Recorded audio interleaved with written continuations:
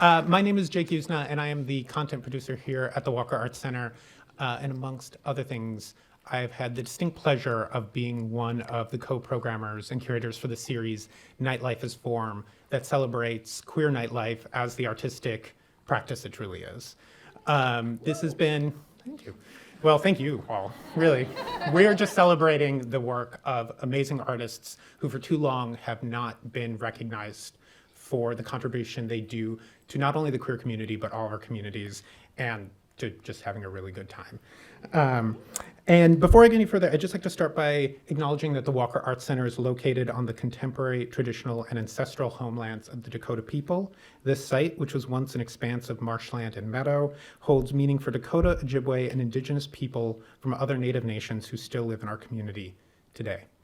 And as I'd mentioned, this is part of series Nightlife Form, this is a culminating one, so thank you for joining us. But we had two panel discussions during the summer that focused on contemporary queer nightlife practitioners who are based here in the Twin Cities. Both of those talks are available on our YouTube channel and on our website free of charge.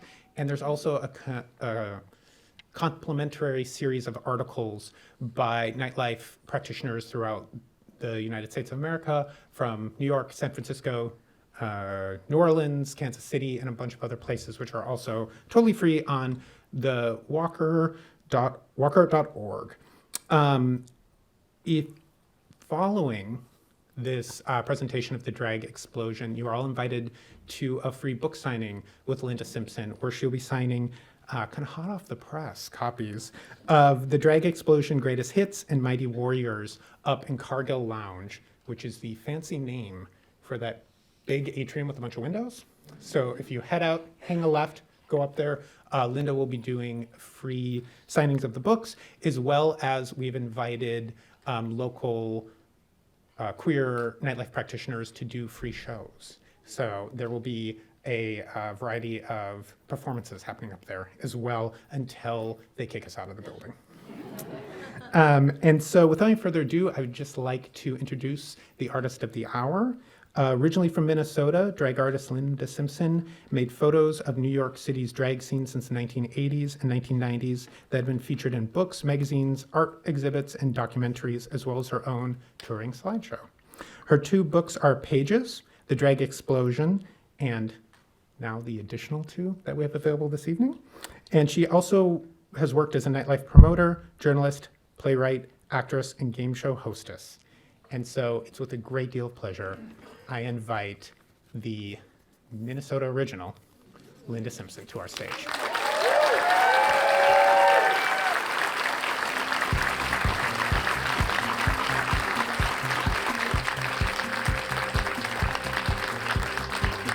(2024, 2023, 2022, 2021, 2020, 19, 18, 17, 16, 15, 14, 13, 12, 11, 10, 9, 8, 7, 6, 5, 4, 3, 2, 1, 0, 99, 98, 97, 96, 95, 94, 93, 92, 91, 90. Ladies and gentlemen, it's the Drag Explosion. Please welcome your time-traveling hostess, Linda Simpson.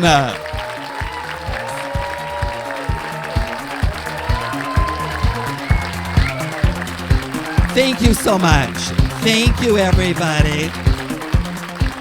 Thank you, everybody. I'm really glad to be here and want to thank Jake, who introduced me, for bringing me out and having me be part of this series. Want to thank the tech crew, Ryan and Justin, and Sophia, who did all the arrangements for me to stay here. And thank you all for coming.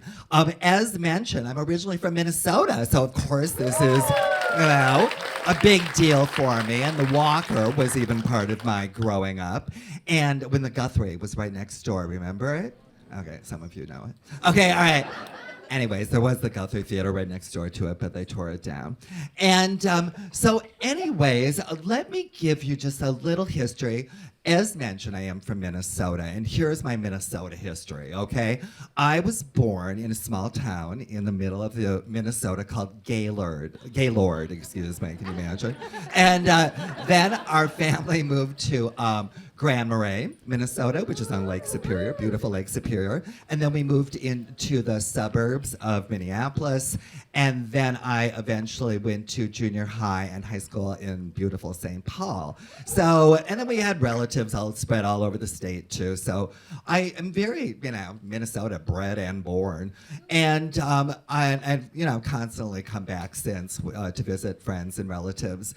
And so I left for college, though, right after I graduated from high school. So I was very young when I first moved to New York. And this is in the late 70s, my God.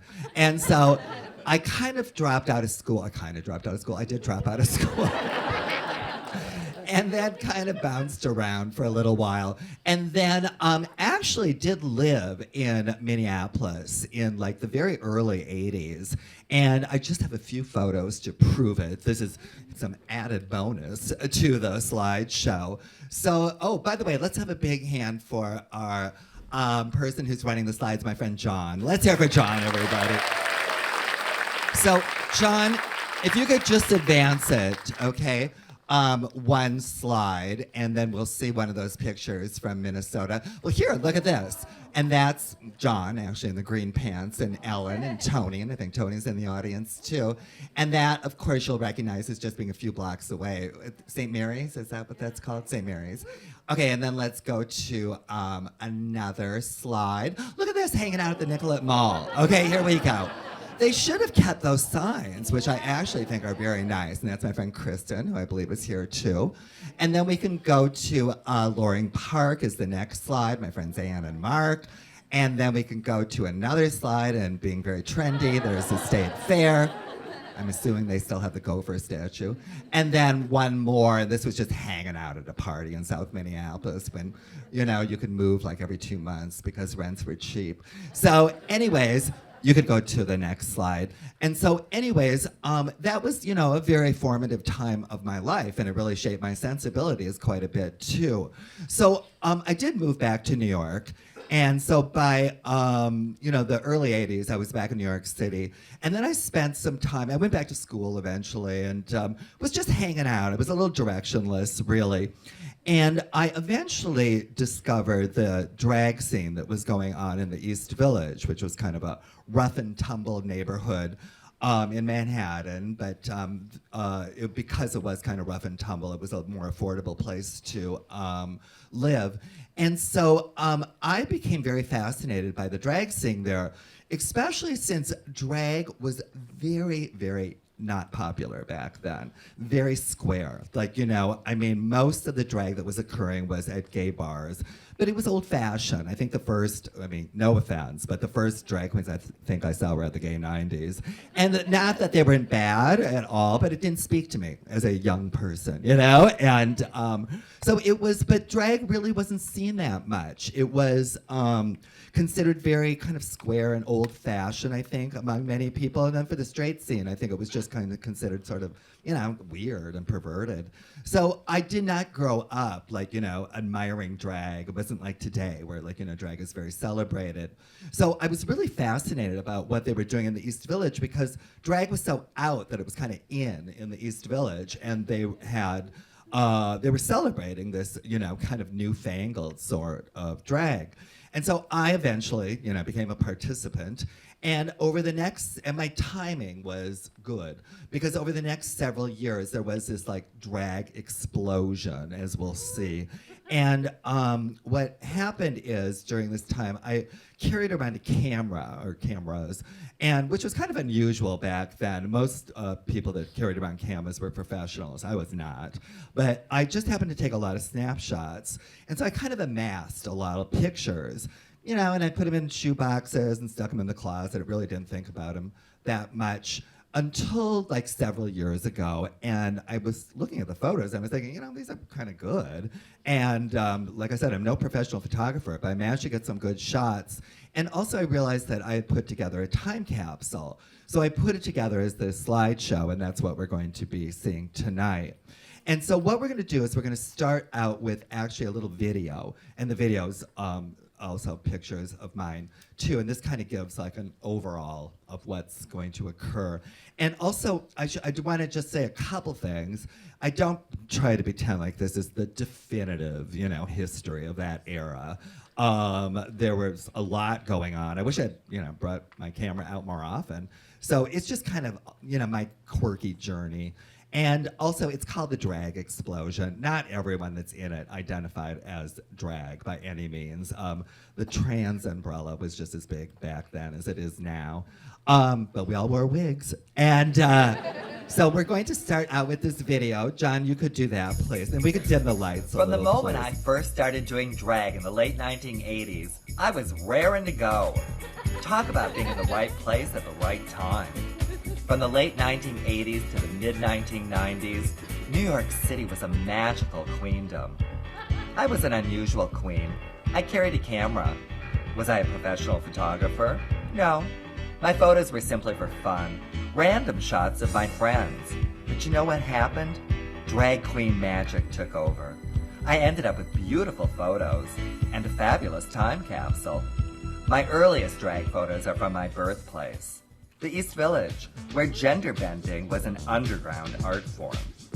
Headquarters for the kooky scene was the Pyramid Club, where I began my nightlife career throwing weekly extravaganzas. The social event of the year was Wigstock, the annual outdoor drag festival in Tompkins Square Park. There was such an excitement in the air. This new wave of drag was hip and fresh and smart and on the move. From the East Village, drag spread like wildfire to all of New York nightlife. Every hotspot in town was clamoring for queens, and we were in command. At the same time, the club kid phenomena was in full force. Excitement and imagination reigned. And just when you thought things couldn't get any wilder, drag burst into the mainstream. The media went wild. Suddenly, drag queens were everywhere. Magazines, talk shows, Hollywood movies. We were pop culture darlings, even though pop culture didn't always quite get us. Still, what queen doesn't like the spotlight? It was a drag explosion, and we savored the moment. But nothing good lasts forever. As the 1990s progressed, the scene eventually peaked, and then it began to shrink. Jobs disappeared as the city cracked down hard on nightlife. As for the media, it was time to cover some other trend. That's the way drag queen history goes. Ups and downs, peaks and valleys. And to all you new queens out there enjoying drag's current revival, my generation has something to say. You're welcome. We paved the way and we wish you all the best. Your victory is our victory. Ah, memories. I'll forever cherish my youthful years of carousing and collaborating with so many wonderful people. Our bond is forever strong. We were inspired. We were brave. We were worshipped. We were adored. And we were gorgeous to behold. The proof is in my photos.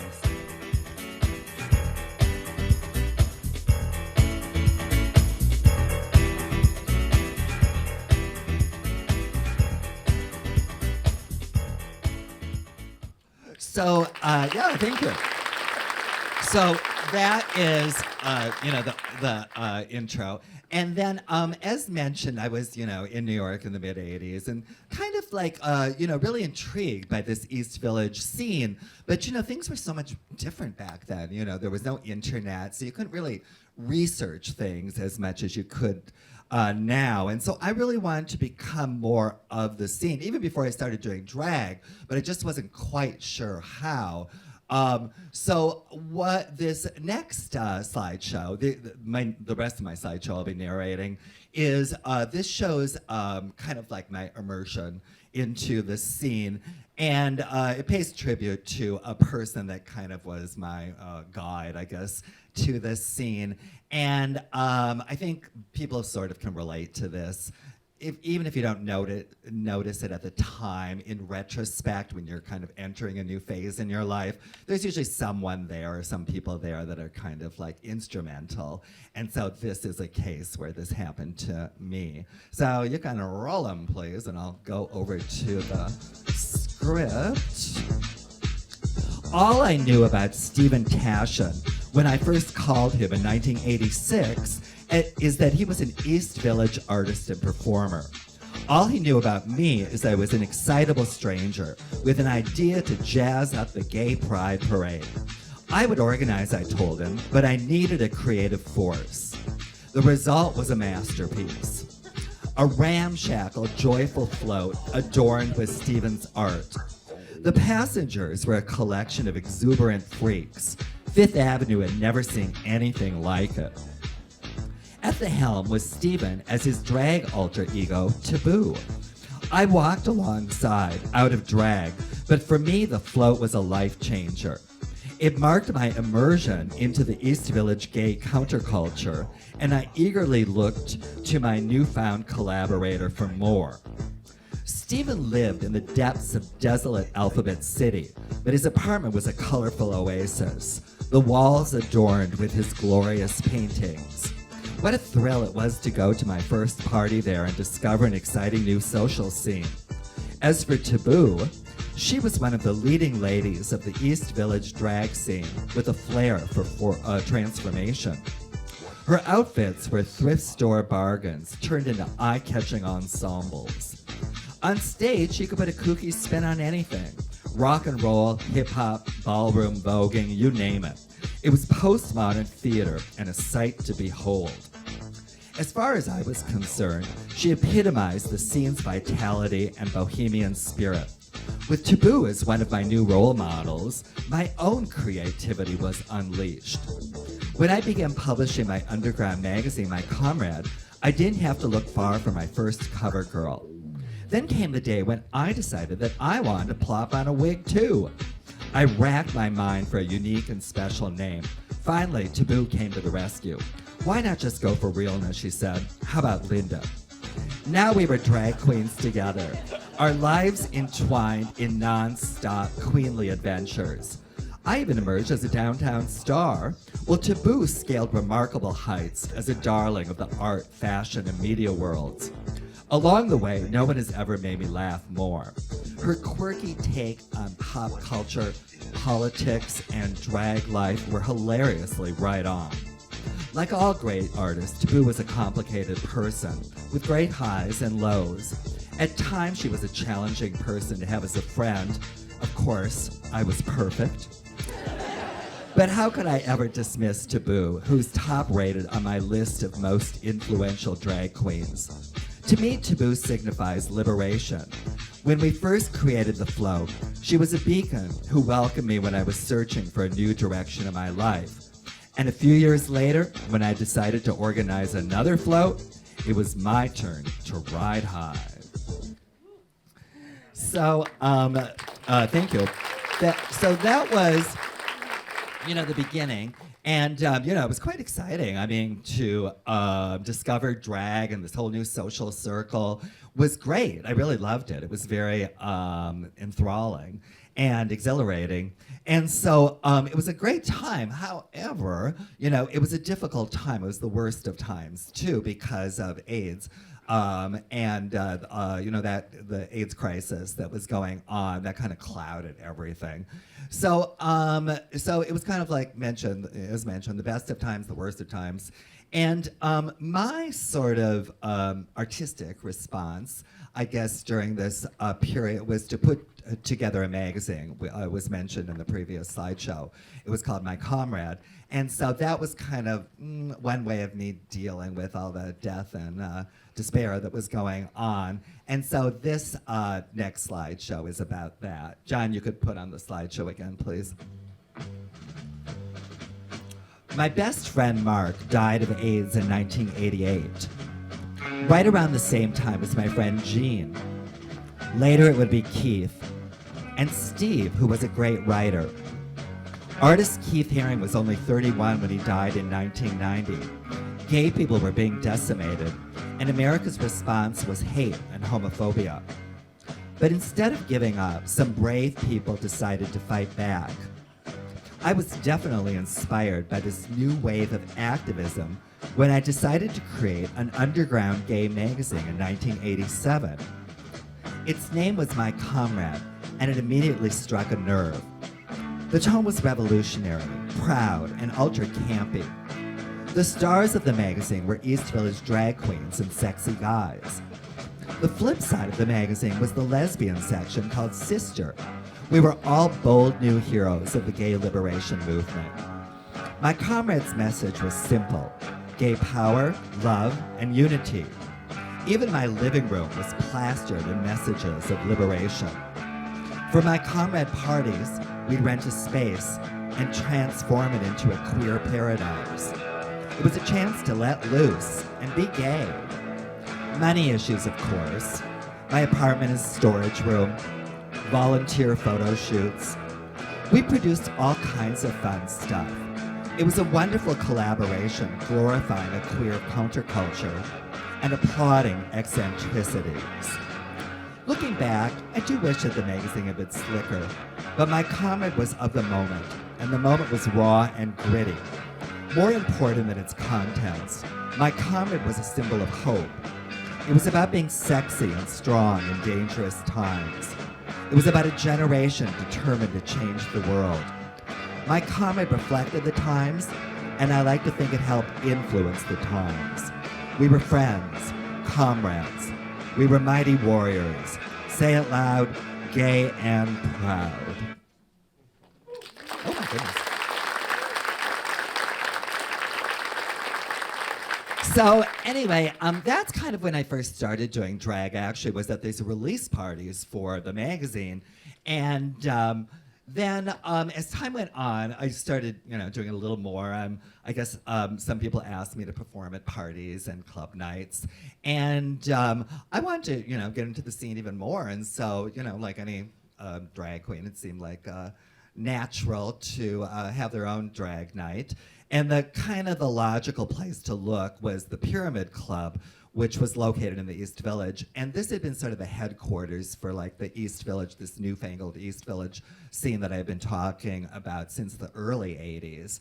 But by the time that I came about and wanted to do a party, which was in 1990, the Pyramid was on a low ebb, and it wasn't the greatest place anymore. But we were determined to, make it a party. It wasn't a money-making event, which I quickly learned, but it was a lot of fun. And this event, and this next slideshow talks about that. By the way, that last slideshow, that was cool that I had Keith Haring in it, wasn't it, with a retrospective?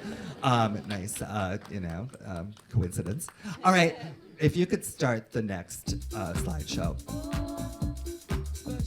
For a little over 2 years, I was the ruling empress of one of the centers of the drag universe, the Pyramid Club dressing room.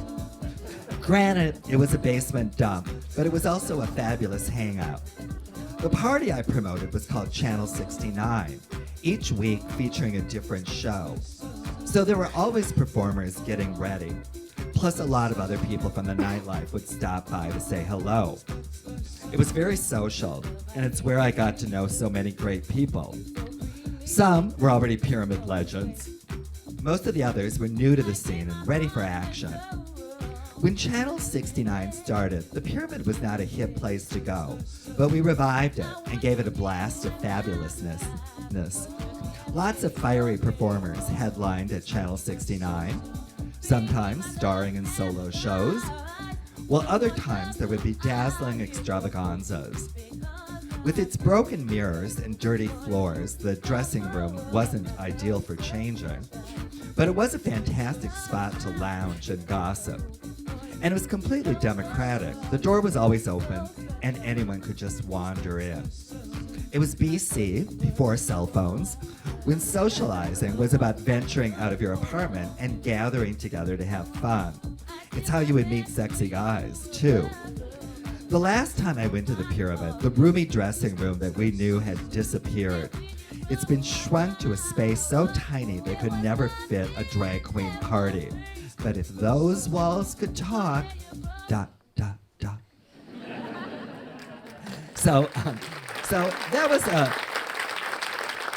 was a fun time in my life. It was a real learning experience. I mean, it was learning to do drag and be a promoter and be a MC all at the same time. So the party, like as mentioned, was not lucrative, but it put me on the map a little. And other promoters and clubs started approaching me and asking me to do parties or promotions or host at other places. And I was, very enthusiastic. I wanted to, and if I was going to get paid, besides, great. So I was saying yes, yes, yes. And also besides that, I was very enthusiastic about exploring the nightlife back then. It was a big scene, and I really wanted to be part of it even more.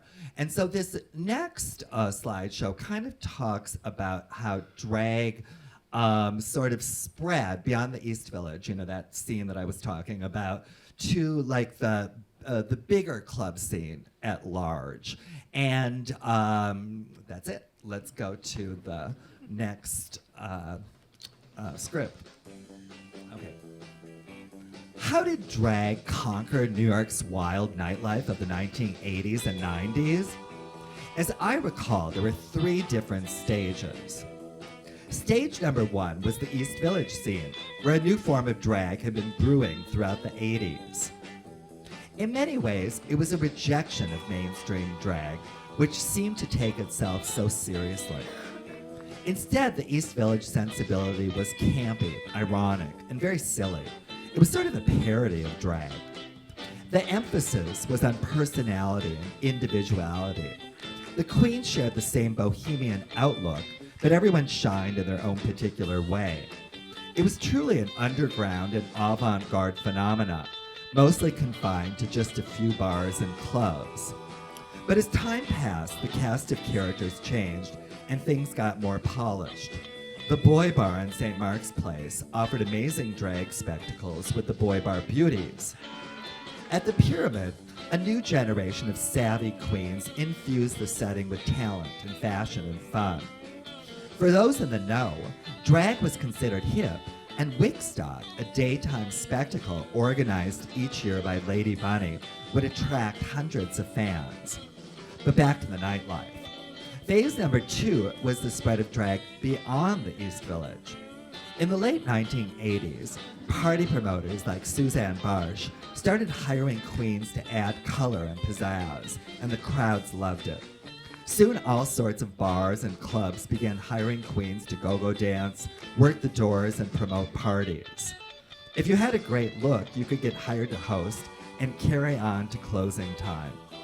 For the East Village queens, it was a chance to expand out into the clubs and make a buck. Now, at the same time, another nocturnal movement, the Club Kids, was in full force, headquartered at the Limelight nightclub in Chelsea. The Club Kid aesthetic was cutesy and twisted, and basically just another kind of drag. In fact, many of the Club Kids were drag queens, so even though there were different tribes, there was a lot of overlapping. On to phase number 3, which spans approximately 1991 to 1996. For those 5 years, New York's nightlife was at one of its greatest peaks. It was the era of the mega clubs, including the Palladium, the Building, the Tunnel, Limelight, Club USA, Sound Factory, the Roxy and Webster Hall, all able to hold thousands of revelers. It was a golden era for clubbing. Did you get that? It was golden. There were big budgets for performers and installations. It was a way of attracting the masses. Limelight's Disco 2000 party would be packed with thousands of bridge and tunnel kids on ecstasy who were in awe of the freaky hired help. And clubgoers galore would get dressed up just for the hell of it. New York's clubs were unsurpassed in creativity and excitement. Nightlife stars from all over the world, like Lee Bowery from London, would fly in to partake in the madness. And New York's own After Dark set would be hired for parties all over the world. And if you craved a walk on the wild side, there were the outrageous transsexual hangouts in Midtown, or naughty after-hour clubs if you were feeling frisky. Ask anyone who was around back then, and they'll agree. It was wild. It was hedonism. It was escapism. It was insanity. and wearing the crown felt divine. So that was quite the time. And like I said, I was out like a lot, not just working, but socializing. And I had a really big social circle back then. I mean, I knew tons of people, I didn't know their real names or what they did or anything like that, but I felt close to a lot of people, air kiss, and we were, there for the night. So it was fun. It was fun. I had a really great time, and I felt it was informative, too. I learned a lot about a lot of different types of people. And so many of the people that I met back then, too, I'm still friends with to this day, and I think that's a testament.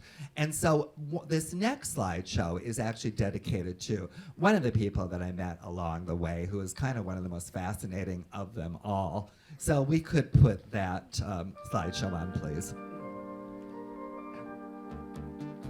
As fate would have it, right before I met Paige, I had just seen her in the documentary, What Sex Am I?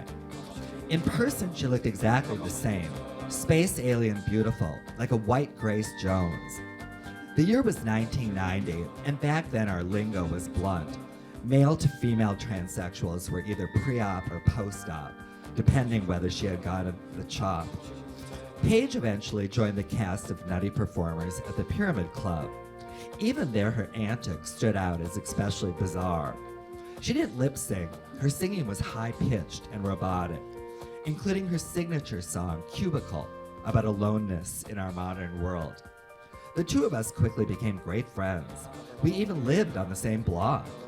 Our days and nights were spent running back and forth to each other's apartments. I found Paige to be such a fascinating blend of refinement and naughtiness. She had almost country club manners, but she delighted in shocking people and being a sexual outlaw. If Paige had wanted to, she could have blended into straight society. But Paige's loyalties were with the freaks and the outcasts and the drag queens like me. Ultimately, Paige was a true performance artist, and Nightlife was an outlet for her avant-garde sensibility. As our friendship grew and our lives became more entwined, Paige shared with me the pleasures and pressures that are unique to transgender people. She enormously expanded my outlook on gender and sexuality. Paige was such a great person. She was smart and funny and kind, but she also had demons, lots of them. Drugs played a major role in her life and ultimately in her death. The end was messy, but during our glory days, it was a fantastic, loving adventure. Paige looked to me for guidance and stability. I looked to her for beauty and excitement and a brand new way of journeying through life.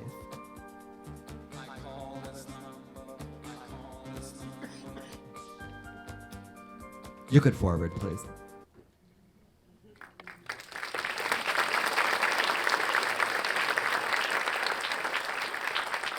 So, Paige and I and all the rest of us were having a lot of fun doing drag, and it was mostly kind of a nightlife phenomenon at this point.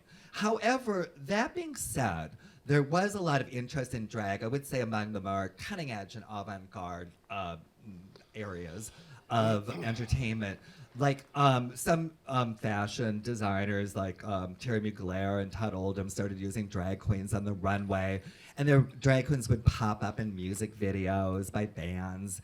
And there were a lot of television, not television, not yet. There were more magazine articles and newspaper articles about this new drag phenomena. So it was really interesting. It was bubbling up. But it was still pretty edgy at this point. But as we'll see in this next slideshow, well, this is the drag explosion part. This is how I got the name for the slideshow. And so we'll find out how drag did, in fact, become even much, much bigger than the nightlife and this, interest that was happening back then. No matter what crazy persona she was serving, RuPaul was always a star on the downtown scene. But it wasn't until she adopted her glamazon look that she became a bona fide celebrity with her hit single, Supermodel, in 1992. The buzz was incredible, and the media came running to find out more about this intriguing drag scene. For TV talk shows looking for colorful guests, drag queens were a perfect match. We ruled the boob tube.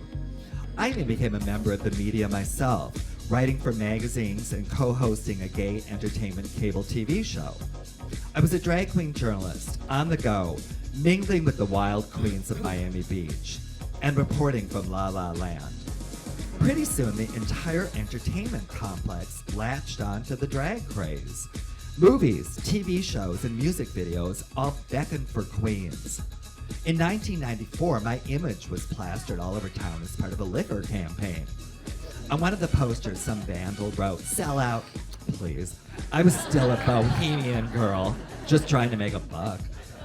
Anyway, it was a very glamorous time to be a drag queen at Hollywood movie premieres and hanging out with actual supermodels. By then, Wigstock had moved to the West Side Piers, attracting throngs of revelers. In some ways back then, drag was the most visible element of gay culture. It was kind of like Stonewall 2.0, with queens and freaks on the front lines, boldly breaking down barriers. But being in the public also meant a lot of explaining to a naive public, especially on talk shows. Do we dress like this all the time? No. Are we making fun of women? No. Do we want to sleep with your husband? Yes. In 1995, drag writer and actor Charles Bush's cover story in New York Magazine declared that it was a golden age of drag. Manhattan, at this moment, is the drag capital of the world. Guess who ended up on the cover? Me, in a Dolce & Gabbana dress. Then came the definitive book, Julian Fleischer's The Drag Queens of New York. There he is with Candace Cain, wearing the same dress. RuPaul had already made it big, and it seemed like all of us were poised next for fame and fortune. Would Lip Synca soon be a household name? Or would it be multi-talented Marla Jean Merman? Or would dance floor sensation Kevin Aviance become the next Madonna? We were all mighty and talented queens and chomping at the bit to claim our own throne. If RuPaul could make it, so could we. So that was, a really heady time to be a drag queen. There was lots of attention and work and excitement around drag. And it was, I think, the first time that drag collectively was being really celebrated by mainstream entertainment. So it was quite exciting. We all thought it was going to get bigger and bigger, or at least I did. And I think everyone was really enjoying the moment. And as mentioned, the nightlife was going really strong too. So and we're already almost at the exciting conclusion. So I'm just throwing out a few questions and what could be. Anyways, this next slideshow is just a funny little interlude. And when I was putting together my photos, a lot of them were from my apartment that I lived in back then. And well, you'll see. There's a theme to this. Try to figure it out. It won't take you too long.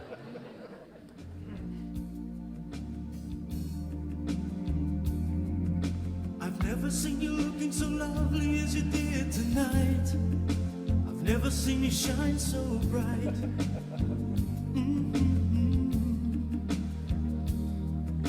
I've never seen so many men ask you if you wanted to dance. They're looking for a little romance, given half a chance. I have never seen that dress you're wearing, or the highlights in your hair that catch your eyes. I have been blind, the lady in red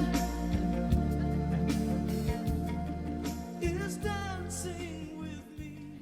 It was the red lamp. Isn't that funny? Oh my God, that thing appears in photo after photo. I've got many more, I think, with it in it too. Anyways, kind of hilarious, I thought. So, all right, so here we are at the climactic part of the slideshow. As we've learned so far, drag kind of began bubbling up in this East Village scene that I joined, although it had been going on, even before then. But it certainly became much, much more popularized in the New York nightlife.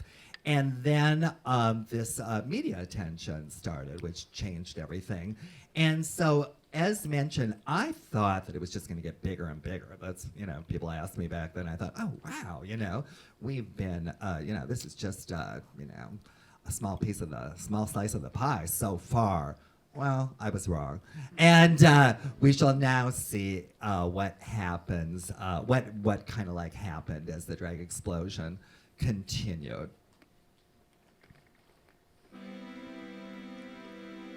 So why did the great drag renaissance of the 80s and 90s finally come to an end?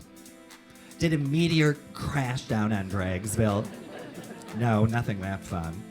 The end came about simply because when a scene is that intense and that hot, it can only last for so long. Time would have had to stand still for drag's incredible reign to continue. But as the decade progressed, things did indeed begin to change.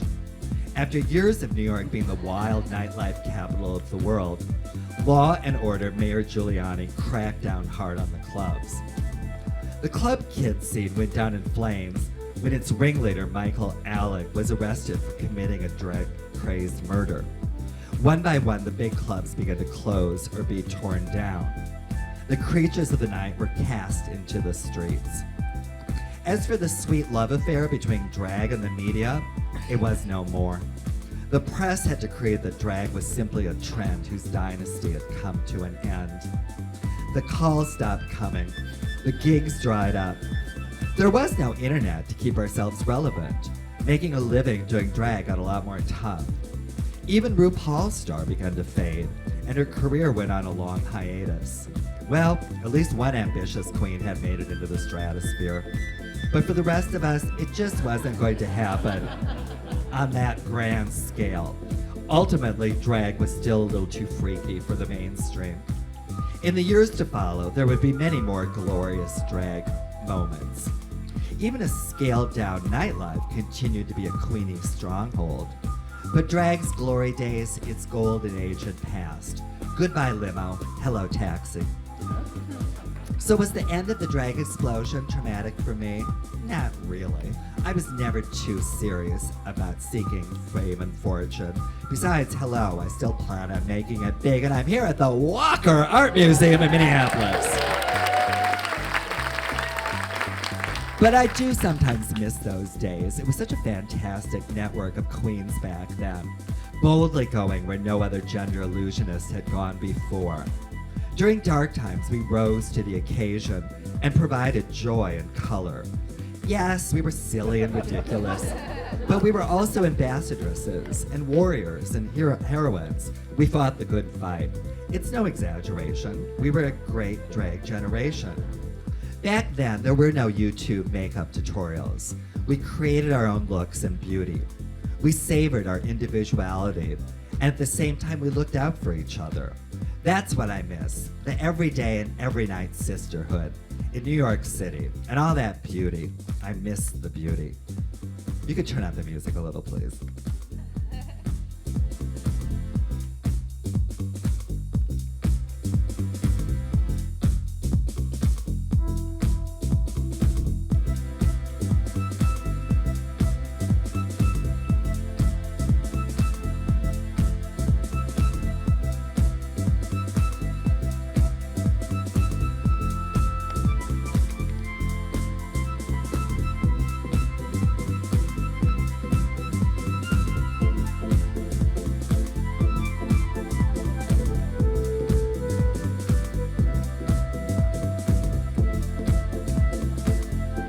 And ladies and gentlemen, that concludes the drag explosion.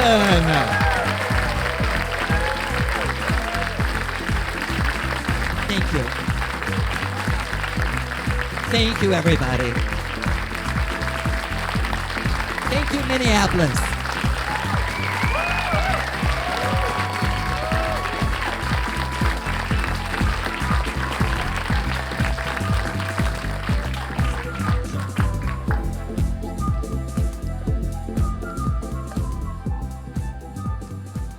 Is this the Q&A portion? I think so.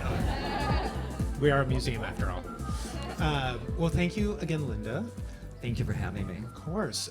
So before Linda took the stage, we were kind of reminiscing about what clubs are still open in the East Village. Oh, And so thinking, you talked about it in Drag Explosion, but too, kind of the evolution of the scene and the evolution of New York and evolution of nightlife and drag art forms. I'm kind of curious what your reflections are on now in this like post Drag Race. Oh. In terms of the nightlife? Yeah. Well, in New York at least, it's a whole different animal now. Like most of the, I'm older, so I'm not going out to the scene, so I'm no expert, but I try to keep a little bit, attached to the scene.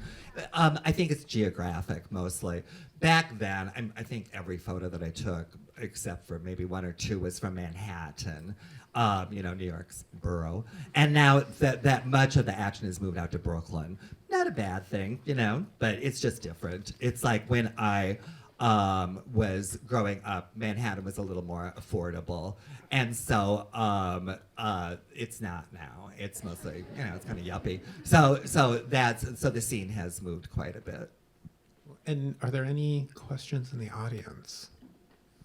We have a few mics running around too, so if you could raise hands. Oh, yeah, right there. Thank you.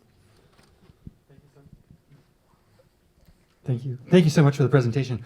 I'm curious about the photography because you were there on it all the time. Were you like actually just carrying a camera around all the time, or is it just like a once in a while thing?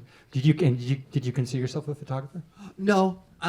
I carried a camera around a lot, but not always. And it was just really random. I think the more I did it, kind of the more I became kind of conditioned to do it. But a lot, I will say too, like I know like 99% of the people in my photos, back then it was a little gauche, to carry, to bring out a camera sometimes, especially at gay bars and stuff. They did not want cameras. So I was always pretty careful, to take pictures of people that I knew. And so that's why they're a bit rare too. It's just people didn't carry around cameras back then. I think, I was breaking the boundaries. I was impolite. Other questions? Oh, I see one right there. I can shout. We're actually recording, so if you don't mind, thank you. Still have the red lamp? I don't. When I moved out of that apartment, I think I got rid of it. Although I think that's when it left my possessions. But yeah, adios, red lamp. Oh, way back there. We could have displayed the red lamp in the lobby if it was still in existence. I'm interested of like how the Vogue and drag scenes intersected or didn't intersect. Well, there was always I was, somewhat aware of the ballroom scene, but it was a different scene. That was mostly, I would say, uptown scene, and mostly black, some Latin people too. While ours was kind of, racially integrated downtown scene, but a different, type of sensibility. That being said, there was a similarity. Like when Paris is Burning became big, there was a lot of interest in voguing and the ballroom scene. And so I mentioned some of the promoters would bring drag queens into the clubs. They would bring voguers into the clubs too. So that became very integrated. One of the people in my photos that was, I think, in the video at the very beginning was pictured with RuPaul, and that was Willi Ninja. And Willi was one of the more famous voguers, legendary. And he performed at Wigstock. And so there was, some cross-pollination, definitely. Way back on there now. It's all the people in the back of the room. Thank you so much. I know you told a lot of stories of, friends in the photos that are here today and other people. I'm wondering if looking through these photos inspired you to reconnect with anyone, and if you have any stories of just reaching out recently to anyone. Well, I did, I have a book too. The slideshow, I guess I should have got more permission, but I didn't really. But I have a photo book, and for that I reached out to as many people as I could. You know what? I knew where most of them were, if they were still around, and so there were only like a handful, or 3 or 4 people probably that I couldn't reach. But it was fun to at least have a few words with these people and find out a little, where they were or where they are now in their lives. I mean, most of them, I would say, have given up drag, for one reason or the other. I'm one of the fools still doing it, but I think that the great majority are not doing drag anymore. Right here in the center, and then after that, right here. Here we go with the microphone.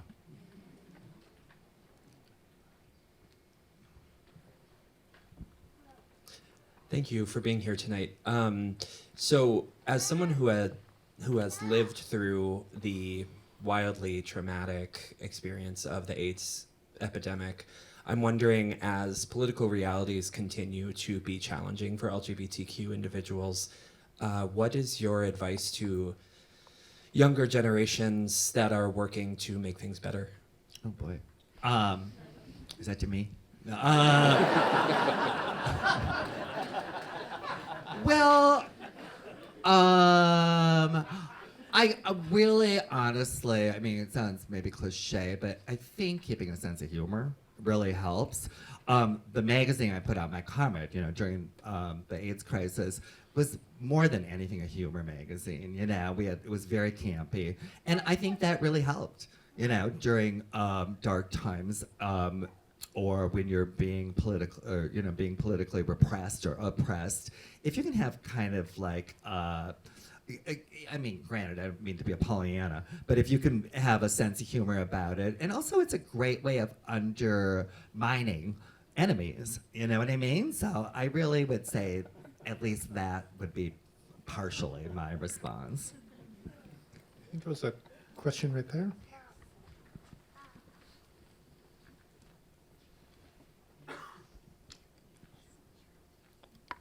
I hope it's another I think there. life philosophy question.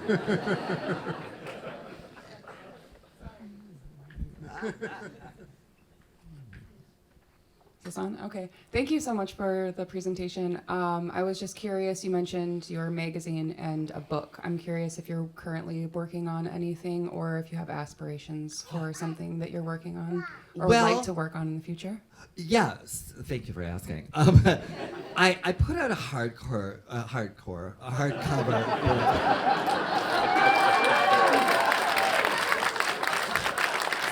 the X-rated version of the Drag Explosion. But I put out a hardcover book that was a COVID baby that came out in 2020. Good news is it sold out. The bad news is it sold out, because I don't have it available right now. But you know what? This is no plant, you know what I mean? But if you could advance the slide, please. Because, is that the first slide? Okay, all right. Yes, let's talk about this one first. This is an abbreviated version of my hardcore book, and it's like the greatest hit. So it's a soft cover book. This is what I'm going to be having tonight at the book signing, and the Walker Gift Museum has it too. But it's some of the greatest hits, some of the best photos. It's like an edited version. And then if you could go back to that previous slide, this is brand new, Walker. This is an exclusive. And this is called Mighty Warriors. And this is a new project. This is photos mostly of guys that I took during that era. And mostly gay guys who were part of my social circle. And it's similar to the cover is a little more provocative than actually it is inside. It's snapshots mostly. And, all during the AIDS crisis, but I like to think it's kind of an optimistic book because it shows people enjoying themselves and having fun and having a sense of humor, etc. So that's, I guess, my latest project. I do have more photos, so, there is possibility of more projects. I don't want to beat it to death, but why not? But so anyways, thank you for asking. Oh, I see one actually right there, and then right there in the middle. You mentioned that during the drag explosion, queens were welcome in the media to some extent. Can you talk a bit more about which media were welcoming queens, and also was that from a place of power for queens? Like, did you have power as a journalist in that space?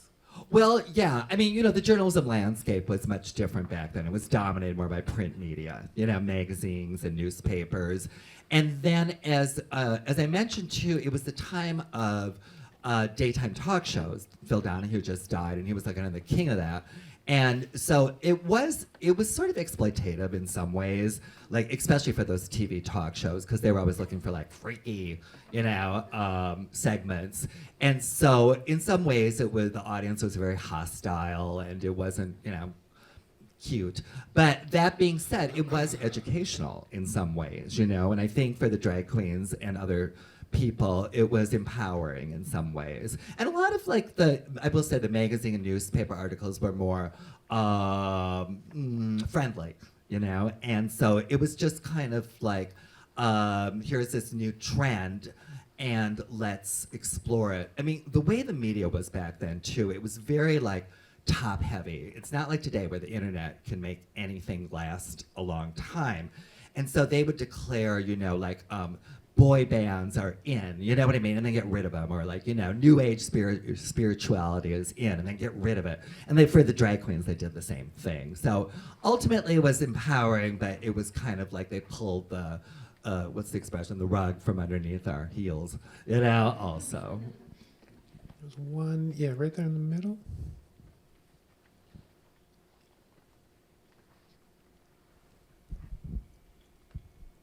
Thank you so much for sharing your archive and your beautiful stories. I have a question about the zine. I'm not sure if you're calling it a zine, but My Comrade and Sister. How long did you produce those? And was the sourcing of writing and photography, imagery, was that national or was that all New York City based? It ran from 87 to 94, I think. The first run. It was revived. Yeah, 87 to 94, but there weren't that many issues. I think there were 12 maybe during that period. I mean, it was, a real volunteer effort. Most of the people were from New York. I mean, there were occasional correspondents from San Francisco or LA. Vaginal Davis, I remember from LA, wrote an article.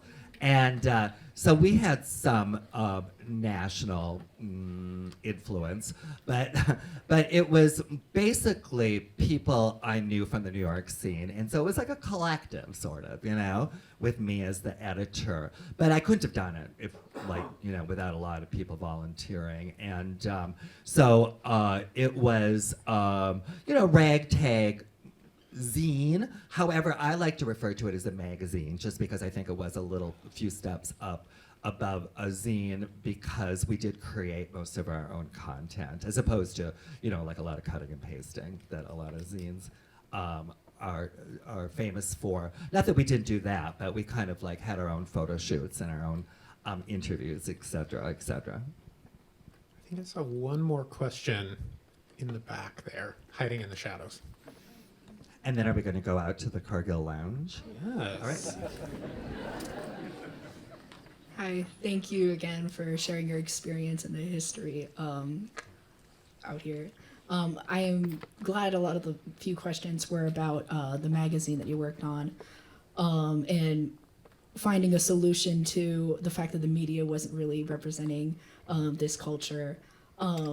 I'm a young artist who also works in a lot of journalism and writing, and I think it's a fascinating issue that you created this magazine because of the lack of social media and that kind of community outreach.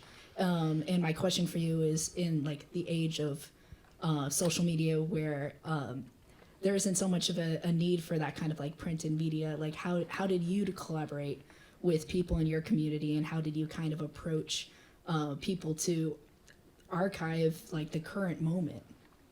Well, that's not my responsibility as much anymore. By the way, can you raise your hand? I'm not even sure where the voice was going. Oh, there you are. So, you know what? Thanks. Good question. But it's, I was doing it back then. So I kind of tried to do My Comrade as a website at one point, or not a web, maybe it was more like a blog. But anyways, I found it difficult because you have to be so, doing it constantly. So I don't know. know. It's just like, I think what I was doing with the zine, and I have revived it a couple of times, it's such a different world now. It doesn't, I mean, not that it's not fun to see, and I'll keep publishing at some point, I think. You know, never say never. But I'm not even sure what the way is of reaching people like we used to, you know? I mean, I think the internet is good for niche stuff, but we were, as niche as we were very open and wanted everybody, that was the philosophy of the magazine. Everyone was kind of, you know, open to join, or willing, or welcome to join the fun. So we weren't, you know, snobby at all. So I don't know. I'm not quite sure. I wish there was. If there is something out there like that right now, let me know, please. Well, although print media, social media, all of that might change, one thing that'll still stay the same is getting together in real life for a good time. So please, if you can, join us in the Cargill Lounge. And can I say one thing before please we do. go? If I stand right there, could you take a picture with everybody in the background? Absolutely. Okay, waving and screaming deliriously. Okay. It's gonna be a video.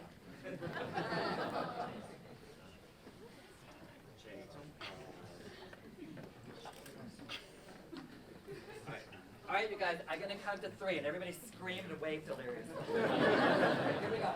1, 2, 3.